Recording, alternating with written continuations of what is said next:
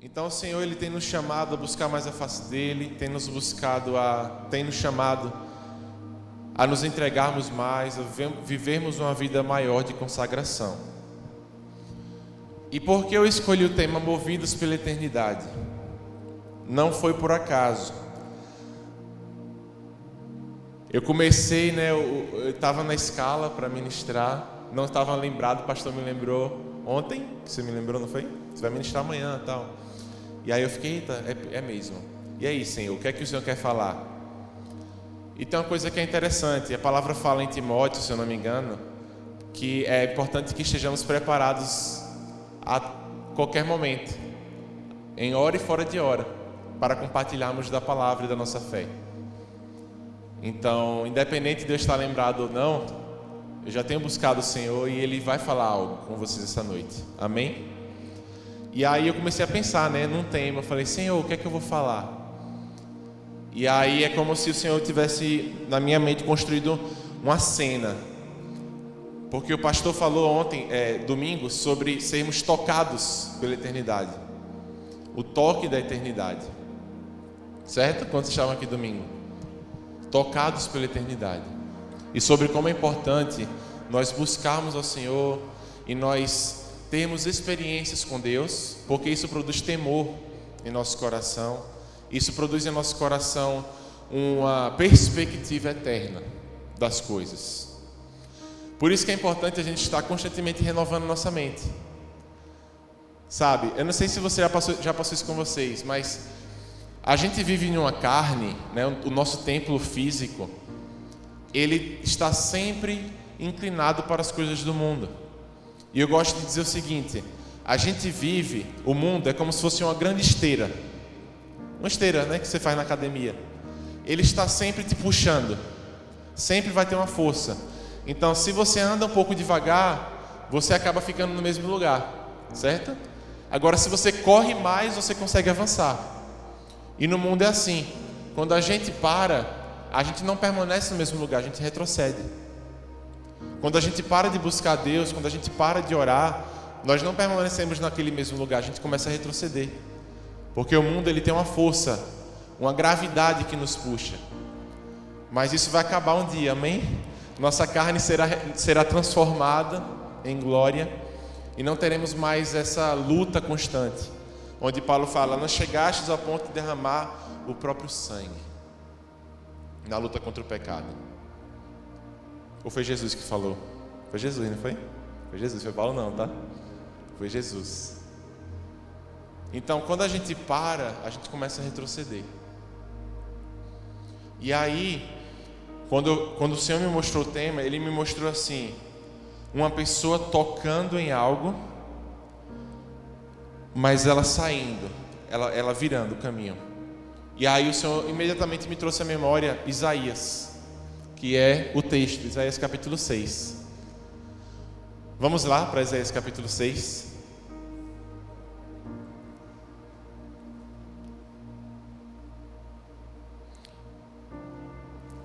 Isaías capítulo 6, versículo 6.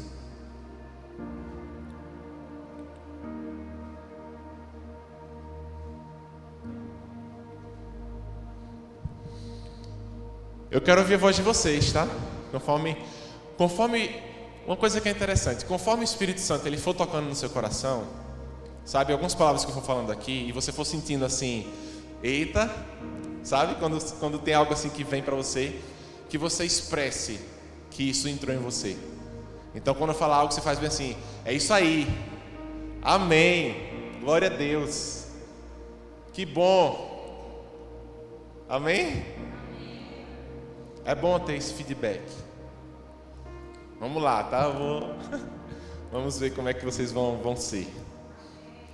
Isso aí, pegou.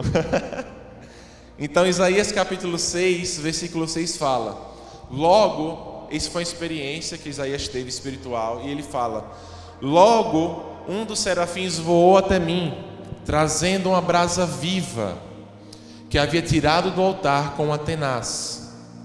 Com ela tocou a minha boca e disse, veja, isto tocou os seus lábios, por isso a sua culpa será removida, e o seu pecado será perdoado. Então ouvi uma voz do Senhor, a voz do Senhor conclamando: quem enviarei? Quem irá por nós? E eu respondi: eis-me aqui, envia-me a mim. Então, não basta nós buscarmos um toque na eternidade. É importante, precisamos buscar constantemente. Mas esse toque, ele precisa se transformar em um movimento. Por isso que é movida. O toque na presença de Deus, o toque da glória de Deus, deve gerar um movimento. Um toque na glória de Deus deve gerar um eis-me aqui.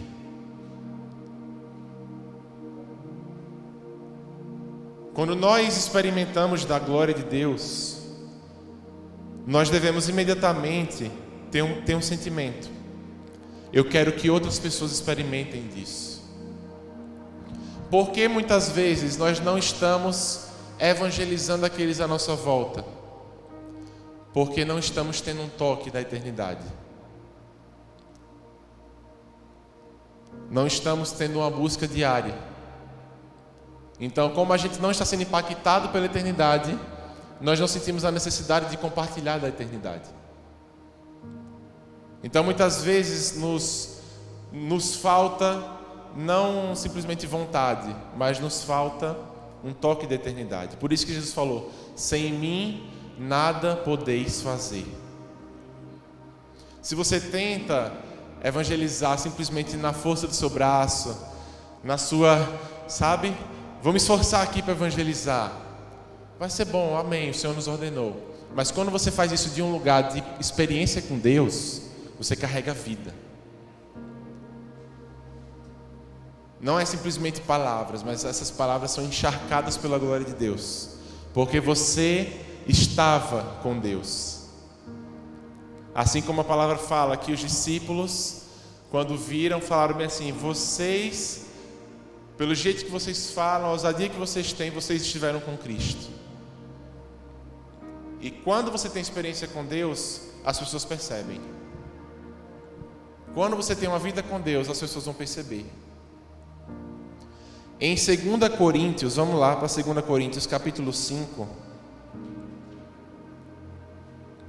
2 Coríntios capítulo 5, versículos 10 e 11. Fala o seguinte: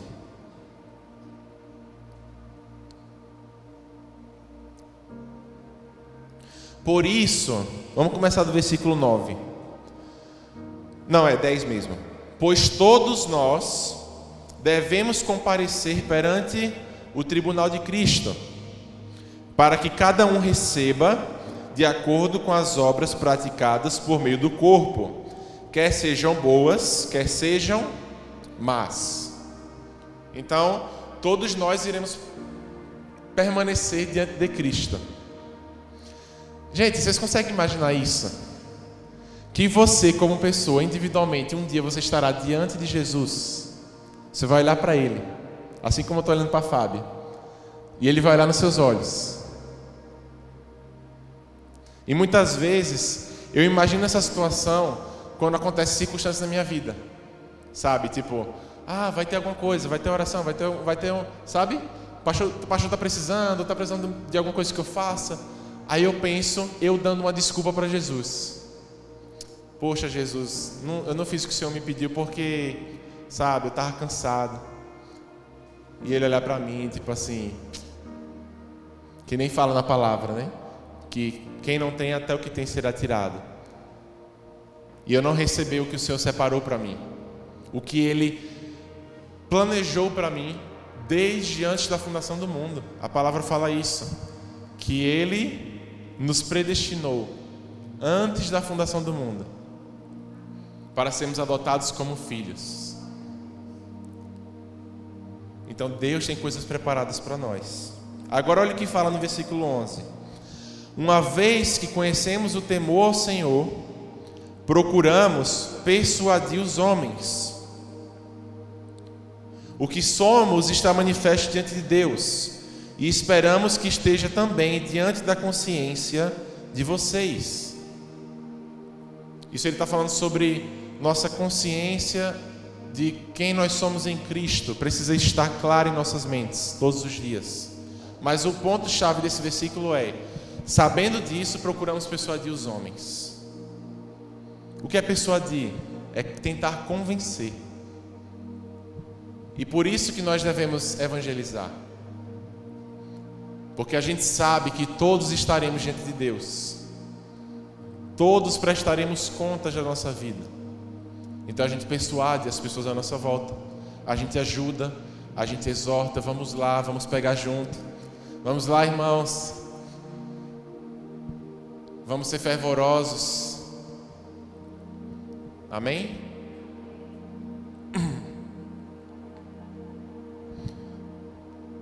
Então, quando eu comecei a projetar isso na minha mente, e o Senhor começou a falar comigo, eu comecei também a ver de momentos na minha vida onde eu estive tendo acesso à presença de Deus, como a minha vida era e como a minha vida é ainda hoje. Mas tiveram momentos onde eu não estive em busca pela presença, em contato com o Espírito Santo, com a palavra, e eu posso dizer que a vida tem um brilho totalmente diferente.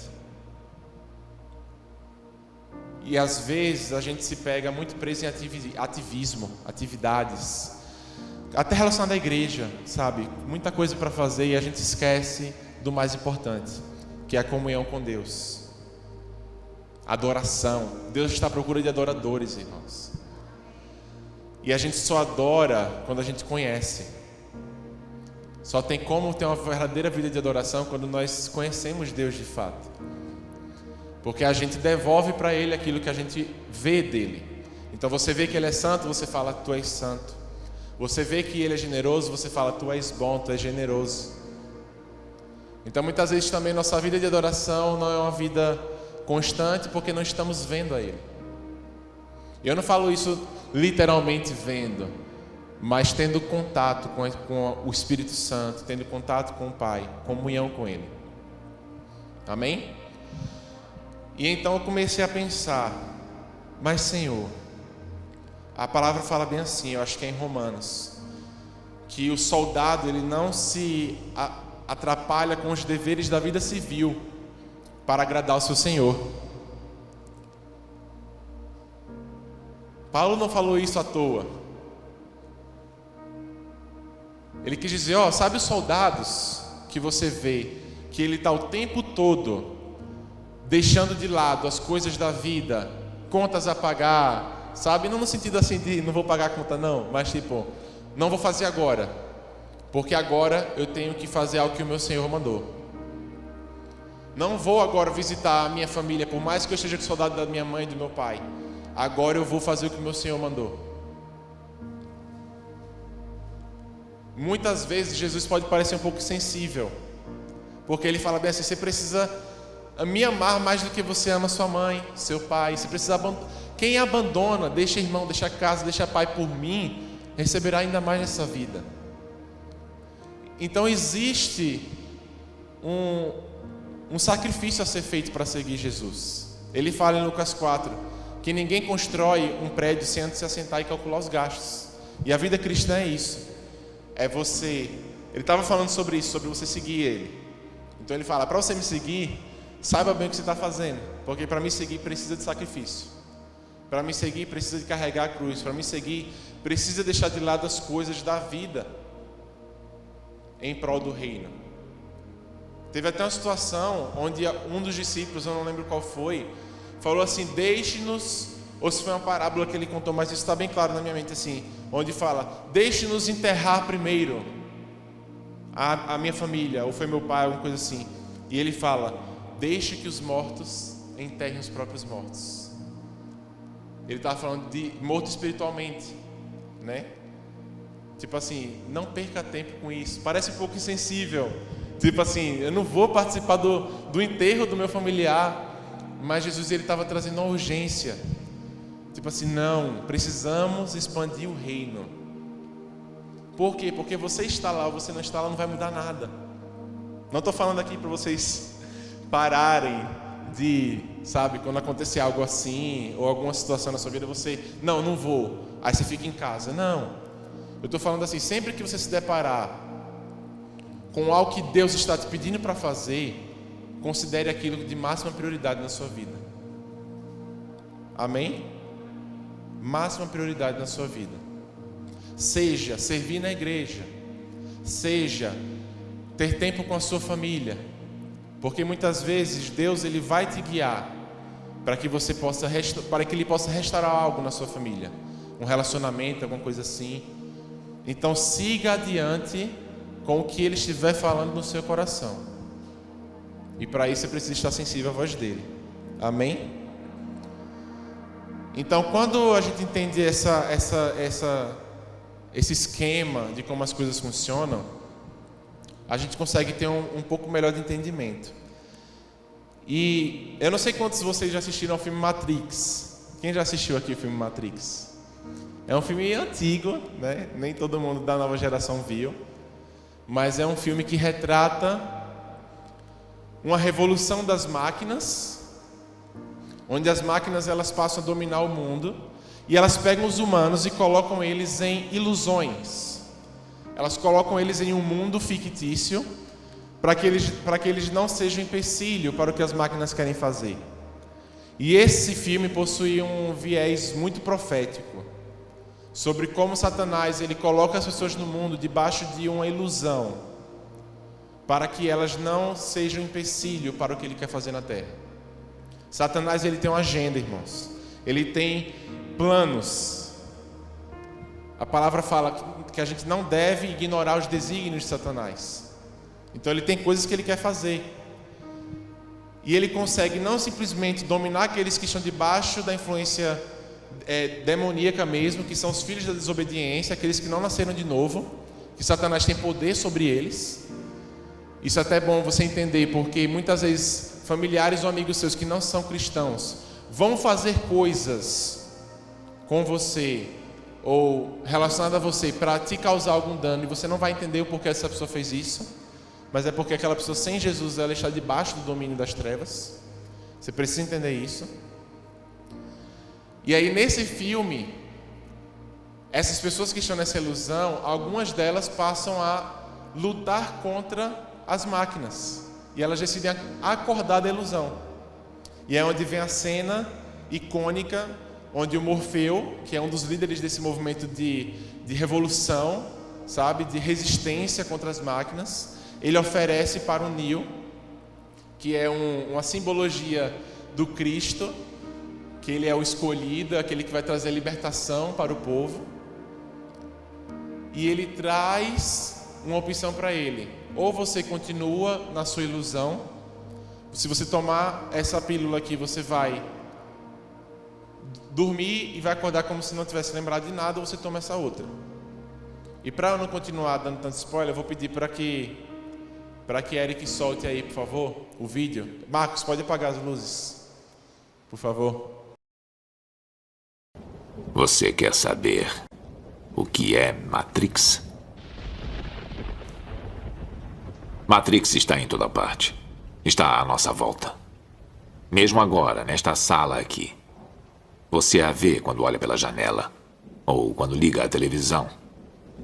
Você a sente quando vai trabalhar, quando vai à igreja, quando paga seus impostos. É o mundo que acredita ser real para que não perceba a verdade. Que verdade? Que você é um escravo, Neo. Como todo mundo, você nasceu em cativeiro. Nasceu numa prisão que não pode ver, sentir ou tocar. Uma prisão para a sua mente.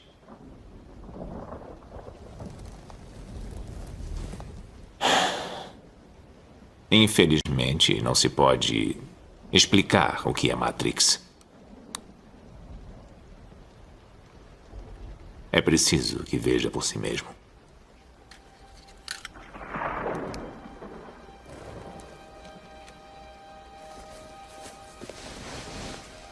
Esta é a sua última chance.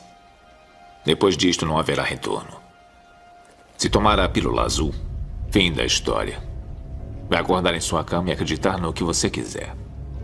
Se tomar a pílula vermelha, fica no País das Maravilhas.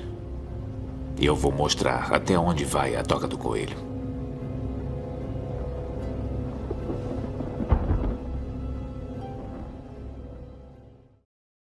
E uma coisa que eu sempre ouvi, na verdade eu sempre ouvi não, eu ouvi uma vez, é que as pessoas no mundo, elas estão em uma prisão, só que essa prisão tem as portas abertas.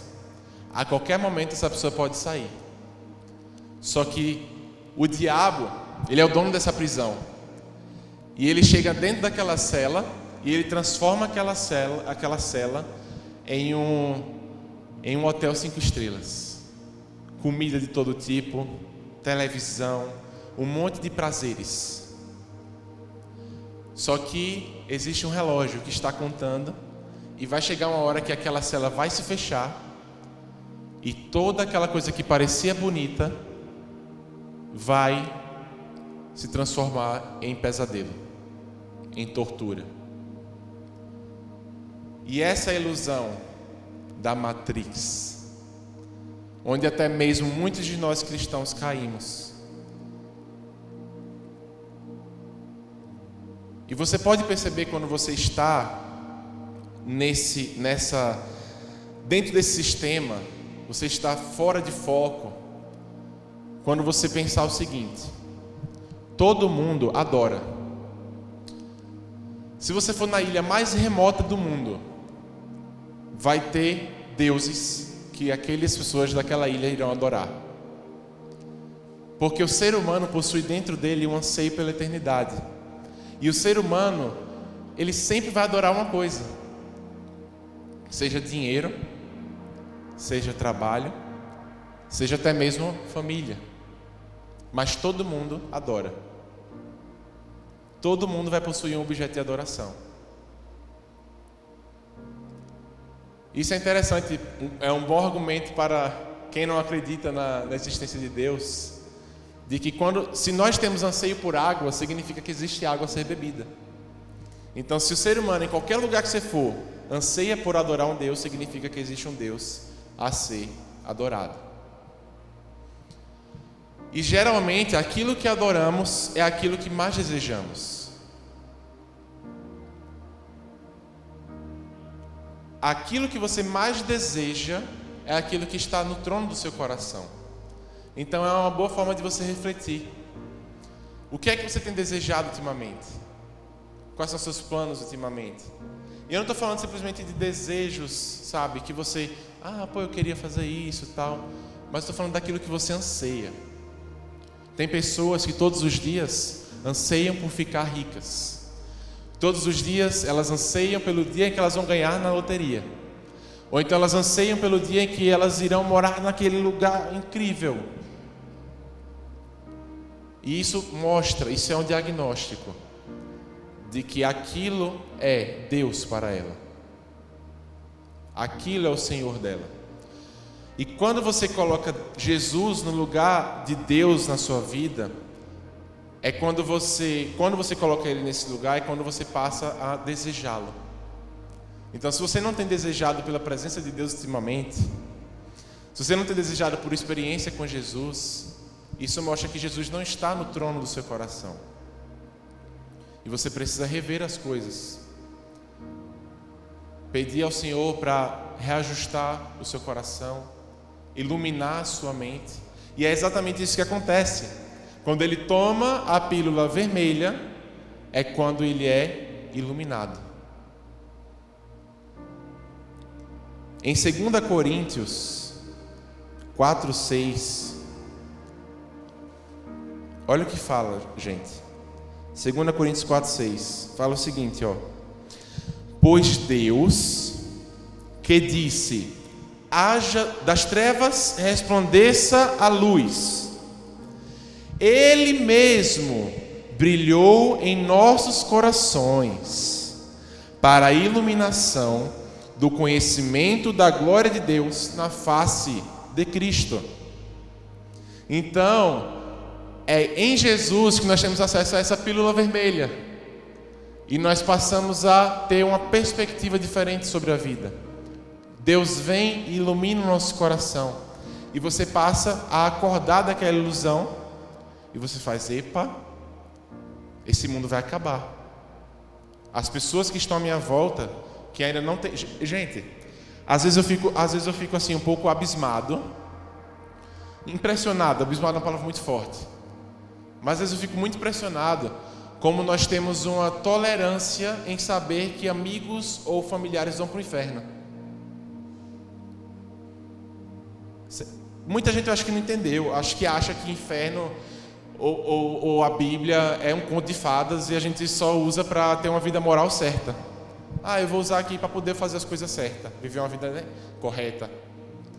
Mas essas pessoas da sua família ou seus amigos, gente, a vida é como um sopro. Uma pessoa que está andando de moto e ela toma um tombo e bate a cabeça, já era, né? Dependendo de como seja, morreu, já era. Aquela pessoa vai para o inferno. Sei lá, foi mergulhar na piscina, aconteceu uma coisa, se afogou. Nossa vida é muito frágil, é muito fácil morrer. E eu não falo isso para colocar medo em seu coração. Você, vou ver agora com medo de morrer. Não. Até porque nós que conhecemos a palavra e conhecemos Jesus, sabemos que a morte é uma promoção. A morte do justo agrada a Deus, porque Deus tem ele, o justo, para si.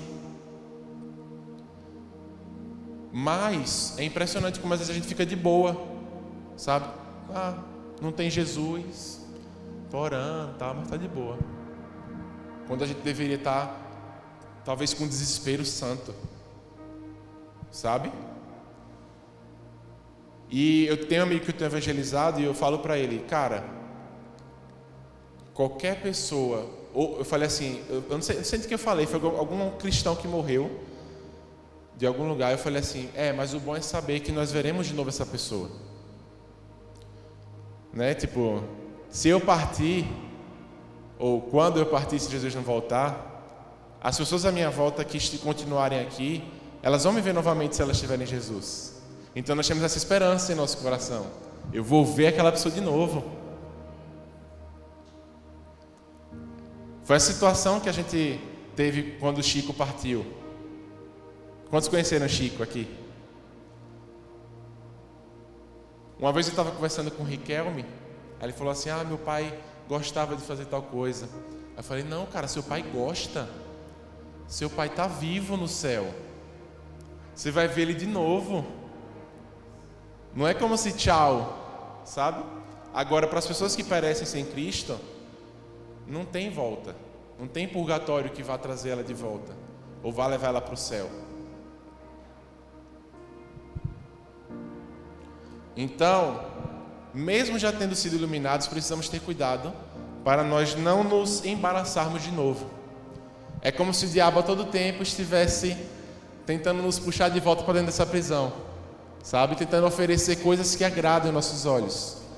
Toma aqui, aquele emprego dos sonhos que você queria. Venha. Aí vai atraindo, Aí quando entra, puxa o tapete.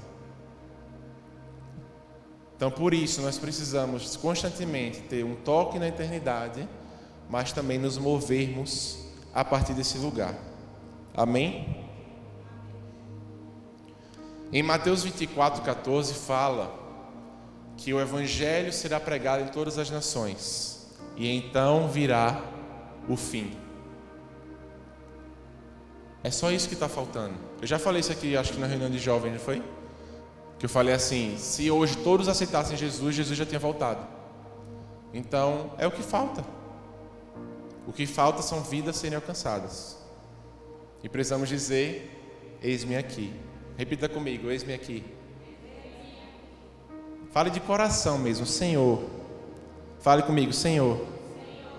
Eis-me aqui. Fale, Senhor, usa-me. Amém? estarmos dispostos a sermos instrumentos nas mãos de Deus.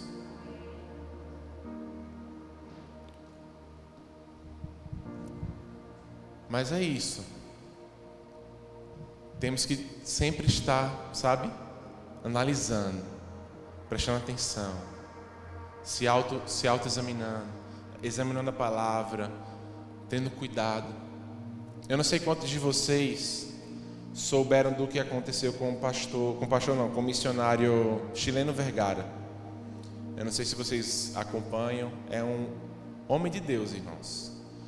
O cara, ele trabalha lá na região do Oriente Médio, Turquia, trabalha com muçulmanos, e ele precisa de oração, tá? Se você puder anotar o nome aí, ore por Chileno Vergara. Ele está passando por depressão, ele está muito mal, e tudo isso é um conjunto de coisas, sabe, que a gente consegue entender. O fato, primeiro, de que ele constantemente vê pessoas próximas dele morrendo. Há 2 semanas atrás, um diácono de uma das igrejas dele foi queimado vivo. Você imagina isso? Chileno Vergara, chileno mesmo do país, chileno e Vergara. E ele já teve pessoas jovens da igreja dele que chegaram com o corpo todo roxo, porque amigos muçulmanos descobriram e espancaram. Então muita coisa pesada aconteceu. E ele mesmo falou que já não está queimando mais como ele queimava. Eu creio também que entrou aí nessa questão muito ativismo, sabe? Ele tem muitos projetos, é muita coisa. E às vezes quando a gente faz além do que Deus nos pediu, da nossa capacidade, que nem fala na parábola dos talentos, fala bem assim: deu conforme a capacidade de cada um de administrar. Então, talvez ele tenha passado desse limite. Porque eu fico com o que a palavra diz. Eu não fico com a experiência, eu fico com o que a palavra diz. E a palavra diz que a graça de Deus é suficiente. E quando estamos debaixo de um propósito, existe graça. Então, se ele está em uma situação dessa, não julgando porque eu não conheço a fundo, mas o que a palavra mostra é que saiu um pouco da esfera que Deus tinha para ele, e ele acabou se ficando sobrecarregado. Mas eu creio, e nós cremos, que o Senhor vai encontrá-lo, restaurar ele, revigorar as forças dele, amém? E que ele possa voltar a transformar vidas. Aí ele até tinha um projeto de escolas móveis, onde tinha os motoristas de moto e atrás tinha tipo como se fosse uma estrutura onde a moto parava e abria uma tenda. E as crianças podiam entrar e ensinar para as crianças. Muita coisa legal. Mas é importante que a gente tenha isso em mente, sabe? Buscarmos o toque, mas também nos movermos na eternidade. Nos movermos dessa posição de entender o real sentido da vida cristã. Paulo ansiava, ele falava: eu quero estar com Cristo, que nem a criança do vídeo. Eu quero estar com Ele, mãe. E Paulo tinha essa mesma sensação, tipo, eu quero ir para lá, eu não quero viver nessa terra. Quase que uma mentalidade, entre aspas, tá, irmão? Mas meio que uma coisa assim, meio suicida, né? Tipo assim, eu quero morrer. Mas não era isso. Porque quem se suicida é porque está querendo se livrar de um sofrimento. Está querendo, às vezes, né? Tem vários motivos. Mas Paulo, ele não queria a morte. Paulo, ele queria Cristo. Então, se pudesse ser arrebatado, ele pediria ao Senhor para arrebatá-lo.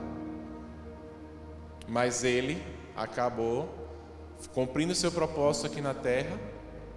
Foi um mártir da igreja, morreu, assim como tantos outros que sacrificaram suas vidas para que hoje nós possamos estar aqui dentro nessa igreja, nos reunindo.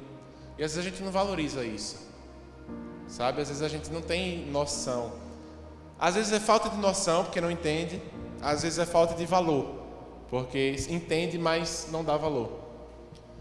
Quantas pessoas carregaram a palavra nas costas, sendo esmurrados, cuspidos, humilhados, para que chegasse a mais alguém, e aquela mensagem chegasse a mais alguém, e aí fosse multiplicando, multiplicando e chegando até nós. Quantas pessoas não morreram na igreja primitiva, foram lançadas em coliseus, para que os animais, os leões, matassem. E sabe por que eles pararam de fazer essas mortes nos coliseus? Porque eles não tinham tanta graça, porque os cristãos não gritavam, porque eles não se desesperavam, porque eles simplesmente fechavam os olhos e ficavam sorrindo, porque eles sabiam que estavam prestes a ver o Criador. Assim como também, eu não lembro o nome dele, mas teve um homem de Deus que ele se levantou contra as doutrinas da igreja na época das trevas, onde a igreja estava muito vendida para o Estado, e ele foi levado para ser queimado vivo. E ele foi lá, foi colocado no lugar, e ele falou: hoje vocês queimam um ganso, mas daqui a 400 anos nascerá um cisne do qual não poderão queimar. E 400 anos depois nasce Martinho Lutero, vem com a reforma da igreja protestante. Então, pessoas que estavam ali. John Goose foi esse cara. E tantos outros exemplos, até mesmo de pessoas que eram colocadas para queimar, mas não queimavam. E tinham que tentar outra forma. Não, vamos enforcar. Agora foi. Deus demonstrando a sua glória para o mundo. Você entende isso, irmãos? Que quando uma pessoa vai matar a outra por causa da fé dela e ela não morre, é simplesmente Deus mostrando a sua glória para que a pessoa que tentou matar se arrependa? Porque a pessoa morreu de qualquer jeito depois, né? Para que Deus vai mostrar a sua glória? Para que aqueles que estão ali vejam e se arrependam. E ainda assim tem pessoas como esses rapazes, embebidos no ódio, assim como os fariseus. Tô nem aí, você vai ter que soltar Barrabás. Crucifica-o. E a palavra fala que Jesus foi como ovelha ao matadouro e não abriu sua boca. E suportou o sofrimento por causa da alegria que estava proposta. Qual alegria? Porque o Pai o exaltou. Colocou todas as coisas debaixo da sua autoridade. E também por causa de mim e de você. Que hoje nós podemos dizer que temos Cristo como irmão. Que a palavra fala que ele era unigênito, o único filho. Hoje ele é o primogênito, primeiro filho. E fala que somos herdeiros de Deus e co-herdeiros com Cristo. E eu não falo isso para você pensar: nossa, como eu sou importante. Fui colocado no mesmo nível de Jesus. Não, mas para você pensar o seguinte: Deus é tão bom, Deus é tão gracioso, que eu, uma pessoa tão falha, sabe, tão suja, com pecados no meu coração, e mesmo assim Deus dá misericórdia para mim e me coloca nessa posição que eu nem mereço. É onde muitas vezes o evangelho da autoajuda, que nem o pastor falou, que Deus não é contra a autoajuda, mas o evangelho da autoajuda e esse, coach, lifestyle, vida boa, fazer dinheiro, às vezes perde o sentido. É quando quer colocar o homem, elevar o homem como o homem. Você é, Deus te amou porque você é tão valioso. E a palavra fala que Ele nos amou para mostrar o quão gracioso Ele é. Amém, irmãos? Se deixar, a gente vai. Mas nesse momento, são 8h45, eu vou deixar aí uns 5 minutinhos. Vou pedir para a Erika aumentar lá um pouco. E que você ore a Deus. Fale com Ele. E Deus, eu tenho certeza que Ele falou algo no seu coração essa noite. Alguma coisa de tudo que eu falei entrou assim, você, nossa, vou agarrar isso. E você coloque isso em oração diante de Deus e fale com Ele. Amém? Pode aumentar.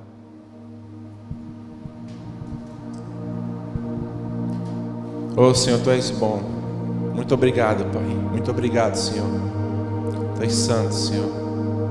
Rebarraçou de cantarabarraxi. Tu és santo, Senhor.